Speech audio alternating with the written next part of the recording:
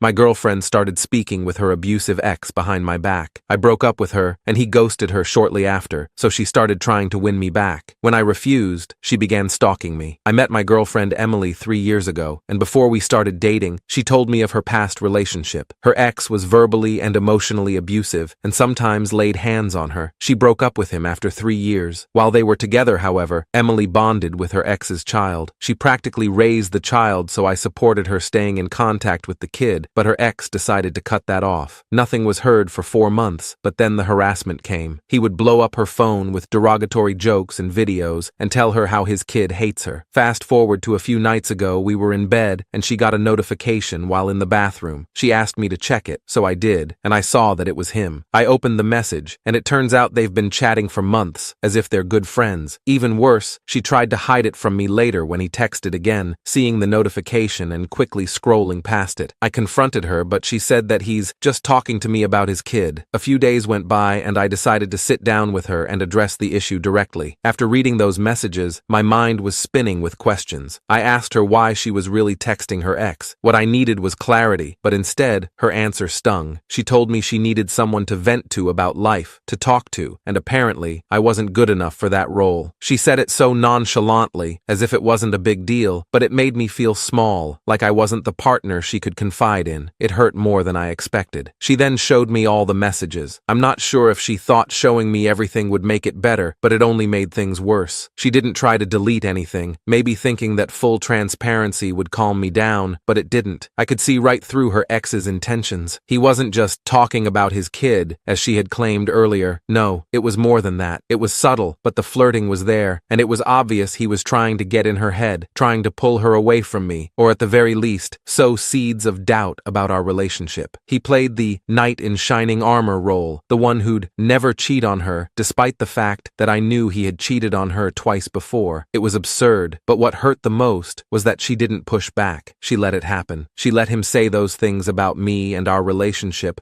without defending me. What shocked me even more was that she had told him she thought I had cheated on her in the past. This was news to me. She had never mentioned this accusation to my face, but there it was, written in black and white. Apparently, she had shared with him that she believed I had cheated with my former boss. I used to send memes to my boss and her wife, and I would sometimes help them with home projects on weekends to earn a little extra cash. Nothing more, nothing less. I'd always kept my girlfriend in the loop, sending her pictures of the work I did, receipts for supplies, and even footage from the home security cameras they had to keep an eye on their 3 dogs. I was transparent, and never once had she brought up any suspicion to me. Yet there she was, telling her ex something completely different. In the messages, he said he would have beaten me to a pulp if he was still in town. He went on about how furious he was, even admitting to punching holes in his walls over this fabricated betrayal. It was all so dramatic and cheesy, but what bothered me the most was that she hadn't done anything to clear the air. She didn't tell him that she and I had worked through her concerns, that I had never actually cheated, or that the whole thing was just a misunderstanding. She let him continue thinking I was untrustworthy, letting him fuel his anger and continue with his threats. Whether she took those threats seriously or not, the fact that she hadn't stepped in to defuse the situation felt like a betrayal. I wasn't just upset, I was heartbroken. Here I was, bending over backward to show her that I was trustworthy, trying my best to make her feel secure in our relationship,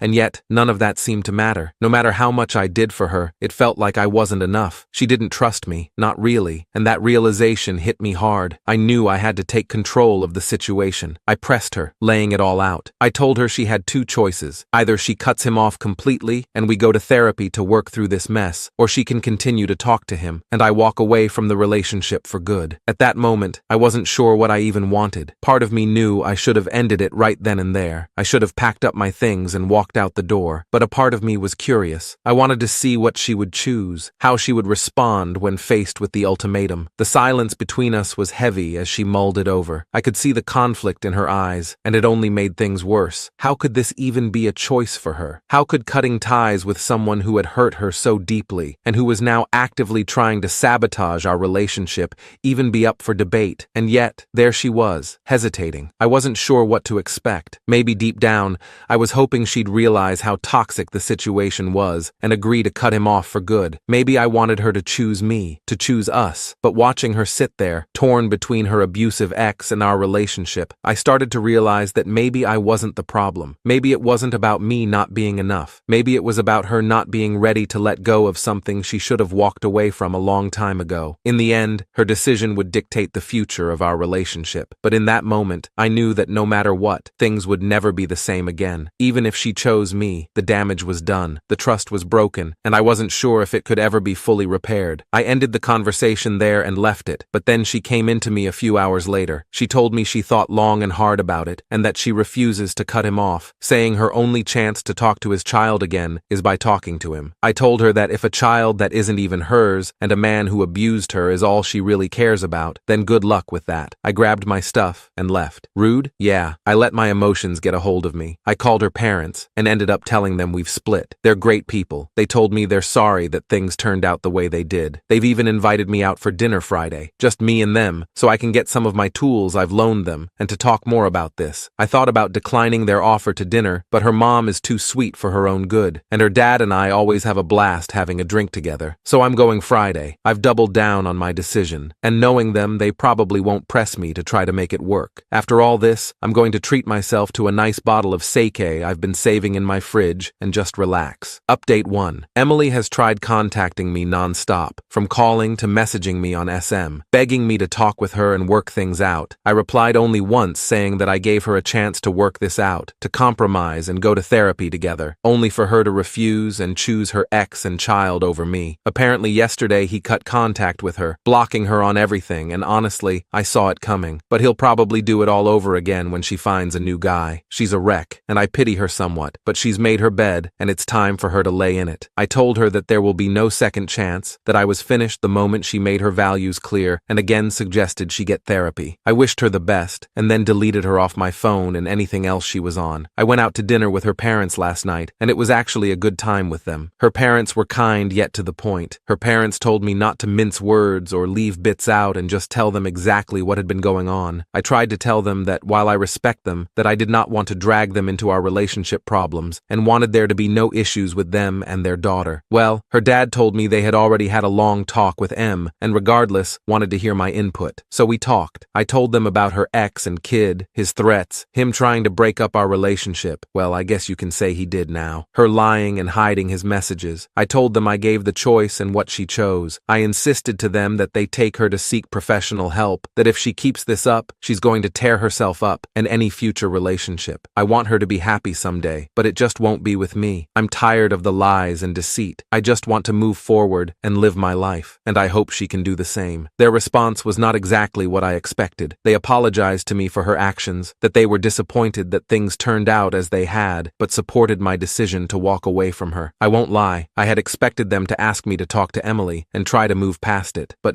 there was not even an inkling to that. Her mom came and gave me a hug, but her dad just seemed dejected. I'd never seen this man look this way, and it felt like a punch to the gut. It hurt seeing him like that, knowing there was nothing I could do. We ended up just sitting there in silence for a minute before he decided to order a round of shots. A round turned into 2, and that seemed to help relax everyone as we started chatting about my future plans, their retirement, goals, and hopes. We were out for 3 hours, chatting as if we were just normal people. I had a great time, even while it hurt. We cried a few times. We also laughed and remembered past times when we'd make a fool out of ourselves. When we were about to part ways, her dad gave me a bone-crushing handshake and a hug which her mom ended up joining in. This man has never hugged me, so I was really caught by surprise. They told me to take care of myself, eat healthy, don't sink yourself in alcohol, and just focus on getting through the days. They're going to look at options for therapy for M and recommended that I do the same, which I think I'll do. They handed me a bag with my tools, said they're going to miss me, but wished me the best. I gave them my goodbyes, and we parted ways. I feel like a huge weight has been lifted, both off my chest and my shoulders. I decided I'm taking a break from dating. One day I'll find someone, but that's all in the back of the mind. Update 2. A few months had passed since the split, and life had taken its own course. But then it started. Emily's name would occasionally pop up in random places. A mutual friend mentioning an awkward encounter, or a colleague alluding to a cryptic message they'd received from her. At first, I brushed these off as coincidences, but the frequency and intensity of her actions soon became impossible to ignore. One evening, while relaxing at home, I received